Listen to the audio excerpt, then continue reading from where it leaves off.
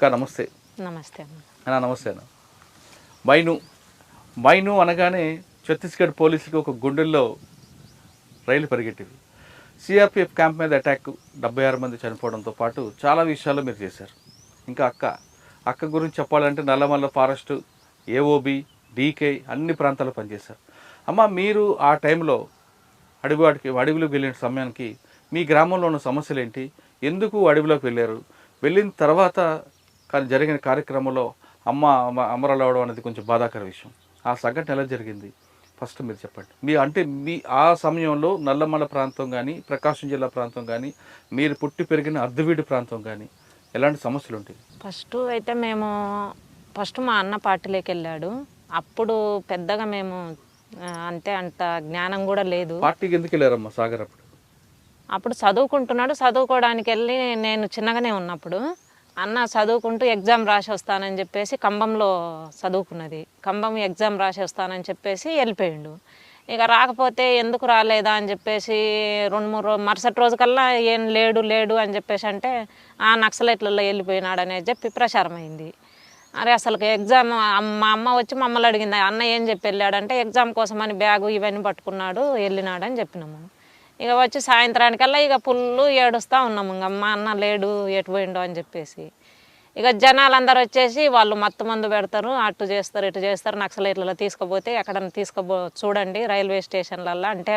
Party గురించి కూడా అప్పటికి పెద్దగా మాకేం తెలియదు. పార్టీ 2-3 సార్లు మా గ్రామానికి వచ్చింది తప్ప అంతకుముందు పెద్దగా కార్యక్రమాలు జరిగినటువంటిది పార్టీ గురించి కూడా మాకు పెద్దగా తెలియదు.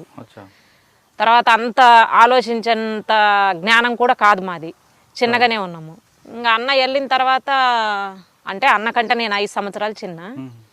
ఇంకా వెళ్ళిన తర్వాత చాలా లెక్క ఎతికినాము, రైల్వే స్టేషన్లు, బస్ స్టేషన్లు. మనకు తెలియదు పార్టీ ఎక్కడ అంటే తీసుకొని వెళ్ళి ఎటో తీసుకెళ్తారు అనేటువంటిది ప్రచారం ఉన్నది. అట్లా తిరిగినాము, చుట్టుపక్కల ఊర్లు తిరిగినాము. అంత లెక్క తిరిగితే కొండ దాటేసి యువతల సైడు అంటే మా ఊరు అర్ధవీడు మండలము, లక్ష్మీపురం విలేజ్, అటు వెలగలపాయ లోయ అంటారు, ఆ లోయలో మా ఊరు ఉండేది. అయితే యువతల సైడు శంకరాపురం అని చెప్పేసి అక్కడ అర్ధవీడు పక్కన అక్కడ దళం ఉన్నదని చెప్పేసి తెలిసిన తర్వాత అక్కడికి వెళ్ళిండ్రు. అక్కడికి వెళ్తే వీళ్ళు మా వాళ్ళు వెళ్ళేసరికి వాళ్ళు లేరు. అట్లా దాదాపు 4 రోజులు 5 రోజుల తర్వాత ఎక్కడో ఊరు దగ్గర ఉన్నాడు అని చెప్పేసి తెలిసినాక పోయి పట్టుకున్నాము. ఇక పట్టుకొని రావాలి ఇంటికి అని చెప్పేసి నేను, మా అన్న, మా చెల్లెలు, మా అమ్మ ముగ్గురము ఇంటికి రావాలని చెప్పేసి ఒకళ్ళం డ్రెస్ వదులుతాము, ఒకళ్ళం తుపాకీ తీసేస్తాము.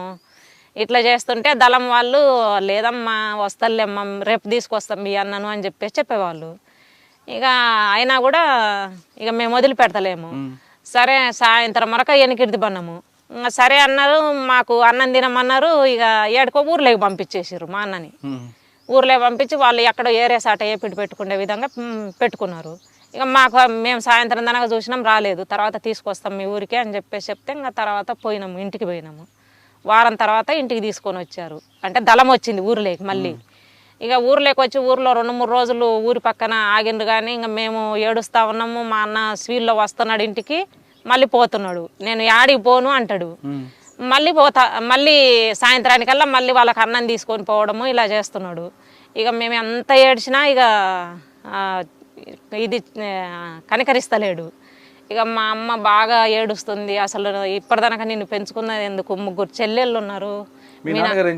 మా నాన్న వ్యవసాయమే, అయితే బాగా తాగుబోతు. మేము కొంచెం పెద్దగా అయ్యేసరికి మా నాన్న కుటుంబాన్ని పట్టించుకునేటువంటి పరిస్థితి లేదు. బాగా తాగి అట్లా ఉండడం, అమ్మ మీద భారం అంతా పడింది. అమ్మనే మేము చిన్నప్పటి నుంచి కూడా అమ్మనే అన్నీ చూసుకుండేది. నాన్న కూడా చేసేవాడు కానీ తక్కువ.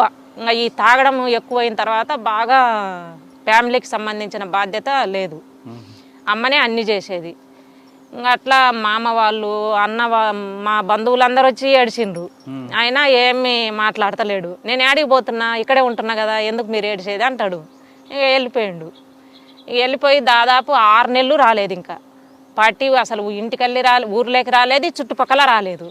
ఇంకా ఏడవడం ఇంకా ఎప్పుడు మాకు అసలు ఇప్పటికి కూడా చికెను మటన్లు ఇలాంటి అలవాటు లేదు. అంటే మా అన్న మేము చిన్నప్పుడే పార్టీలోకి వెళ్ళిపోవడము. మా అమ్మ ఎప్పుడు పండగలు వచ్చినా లేకపోతే ఏదన్నా ఫంక్షన్లు జరిగినా ఎప్పుడు మా అన్న గురించి చెప్పి ఇంకా బాగా ఏడవడము ఇట్లనే ఉండేది.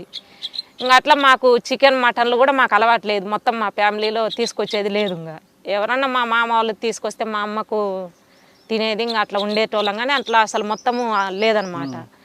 అట్లా ఇక మా అన్నయ్య వెళ్ళిపోయిన తర్వాత ఒక మళ్ళీ 1997, 6 టైంలో కొంచెం ఎక్కువ తిరుగుతున్నారు. ఇంకా మళ్ళీ అక్కడికి రావడము, నేనైతే రానింటికి వచ్చిపోతుంటా అని చెప్పేసి క్లియర్గా చెప్పిండు. ఇంకా అప్పటికి 2 సంవత్సరాలు దాటిపోయింది. నేనైతే ఇంటి దగ్గర ఉండను, నేను ప్రజల కోసం పనిచేయాలనుకున్నా, వెళ్తున్నాను. ఊర్లో ప్రభావం ఎక్కువ ఉందమ్మా? ఊర్లో పెద్దగా ప్రభావం ఏం లేదన్న, చుట్టుపక్కల ఇదంతా ఊర్లో పెత్తందారులు భూస్వాములు అట్లా ఏం లేదు. అంటే జనరల్ గా గ్రామ పెత్తందారులు ఉండేటోళ్ళు, ఆ పార్టీ మీద అభిమానము. పాటలంటే పాటలు పాడి బాగా ఇంట్రెస్ట్ గా పాటలు పాడేవాళ్ళు, రైతులకు సంబంధించి పాడేవాళ్ళు, విద్యార్థులకు సంబంధించి పాడేవాళ్ళు, లేడీస్ సమస్యల మీద పాడేవాళ్ళు. ఈ పాటలు అంటే బాగా ఇంట్రెస్ట్ అయితే ఉండేది. మేము మీటింగులు పెడితే మీటింగుల దగ్గరికి వెళ్ళే వాళ్ళము, పాటలు వినేవాళ్ళము. కానీ అవన్నీ వినడానికి బాగానే ఉంది, కానీ మా అన్న వెళ్ళొద్దు అనేటువంటిది మాకు ఉండేది. ఇక లాస్ట్కు చెప్పిండు, నేనైతే వెళ్తాను, ఇంటి దగ్గర అయితే ఉండను, పార్టీలోకి నేను వెళ్తాను, అప్పుడప్పుడు వచ్చిపోతుంటా, మీరు ఏడుస్తే అది కూడా రాను అని చెప్పేసి మాట్లాడిండు. మీరు ఏడవడము ఇంక ఇది చేయడం అది గోల్ చేసిర్రంటే నేను అసలే ఇంటికి రాను, మీ ఇష్టం అని చెప్పేసి మాట్లాడిండు.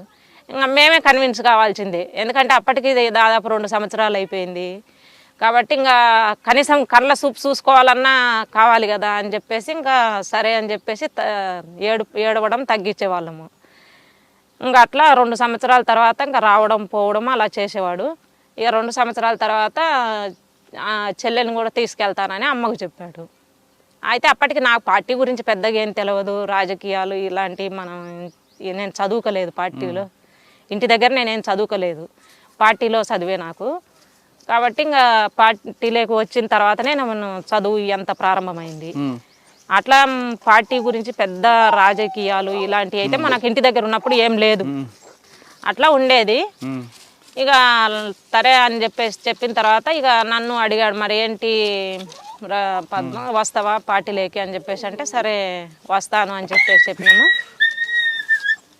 వస్తాను అని చెప్పి ఇక ఫస్ట్ కొన్ని రోజులు సరే వచ్చి ఫస్ట్ దళం పద్ధతులు, పార్టీ పద్ధతులు చూడు, ఆ తర్వాత నీ ఇష్టం. అది పార్టీలు అయితే మంచి బాగుంటారు జెంట్స్, ఈ బయటి సమాజం లాగా పెళ్ళిళ్ళు అయినా ఈ బయటి సమాజం లాగా తిట్టడం, కొట్టడం, తాగడము ఇలాంటి ఉండవు లక్షణాలు చెప్పాడు.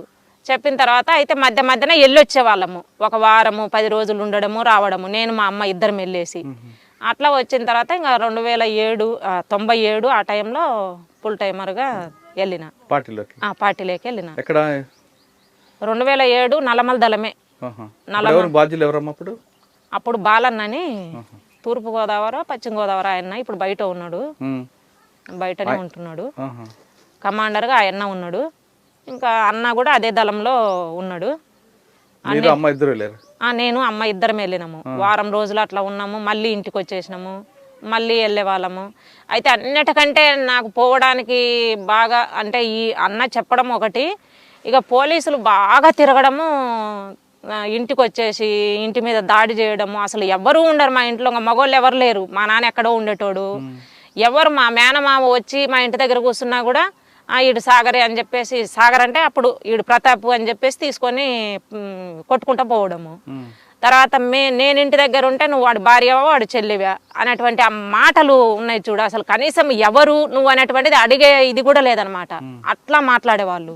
అసలు వీళ్ళకి ఏంది ఇంత ఇదిగా అడుగుతున్నారు, అసలు భార్య అనేది చెల్లి అనేటువంటిది తెలుసుకోకుండా కూడా ఎట్టనంటే అట్లా మాట్లాడుతున్నారు, కొడుతున్నారు. నన్ను కొట్టిండ్రు, మా అమ్మను కొట్టిండ్రు, మీ అన్న ఎక్కడున్నాడు అని చెప్పేసి మాట్లాడితే, ఎక్కడున్నా మా తెలియదు, పోయి పట్టుకోండి, మాకు దిక్కు లేకనే మేము ఏడుస్తున్నాము అని చెప్పేసి మాట్లాడినాము. ఇక మమ్మల కొడితే మళ్ళీ తర్వాత ప్రజా సంఘాల వాళ్ళు ఎవరో పత్రిక వాళ్ళు వచ్చిండ్రు, వచ్చి అడిగినరు, మిమ్మల్ని ఏమన్నా పోలీసులు ఏమన్నా ఇబ్బంది పెట్టారా అంటే, అవును కొడుతున్నారు, వచ్చి వారానికి ఒకసారి వస్తారు, 2 రోజులకు ఒకసారి 3 రోజులకు ఒకసారి వచ్చి ఇంటి మీద పడి కొడుతున్నారు, బంధువులను కొడుతున్నారు, ఇట్లా చేస్తున్నారు అని చెప్పేసి అని ఇంకా ఈ అంతా ఎందుకు నేను వెళ్ళిపోతానని చెప్పేసి ఇంకా నేను పార్టీలోకి వెళ్ళిపోయినా. అంటే పోలీసులు వేధింపులే మీకు అటువైపు తీసుకురావడానికి? పోలీసులు వేధింపులే. నాకైతే మెయిన్ పార్టీలోకి అంతకుముందు అంత వెళ్ళాలనేటువంటి ఇంట్రెస్ట్ అయితే లేదు. అన్న చెప్పినా కూడా ఆ పార్టీ రాజకీయాలు మనకు తెలియదు కాబట్టి అంత పెద్దగా ఇది లేదు, కానీ పోలీసుల వేధింపుల వల్లనే వెళ్ళిపోవడం ఎవరమ్మా అప్పుడు అనేటువంటిది బాగా ఎక్కువ వేధించిన పోలీస్? అట్లా గుర్తు లేదన్న, ఆహా. అట్లా గుర్తు లేదు అంటే అసలు. సమయం సందర్భం లేకుండా రావడం, కొట్టడం. కొట్టడము అంటే ఓన్లీ పార్టీలోకి వెళ్ళిపోయిన దానికి పోలీసులకు అందరికీ తెలుసు, గవర్నమెంట్కు తెలుసు, పోలీసులకు తెలుసు. ఫ్యామిలీ వెళ్ళిపోమని చెప్పేసి ఏ తల్లిదండ్రులు చెప్పరు. అవును. ఎందుకంటే కని పెంచుకున్న పిల్లలను మీరు మా దగ్గర ఉండకుండా మీరు వెళ్ళిపోండి పార్టీలోకి అని చెప్పేది చాలా తక్కువ. అవును. ఒకవేళ చెప్తున్నారు అంటే పార్టీ రాజకీయాలు వాళ్ళకి అర్థమవుతాయి. అవును. అట్లా ముఖ్యంగా అయితే మీకు పోలీసుల వేధింపులు, పోలీసుల వేధింపుల వల్ల నేను లాస్ట్కు పార్టీలోకి వెళ్ళిపోయింది.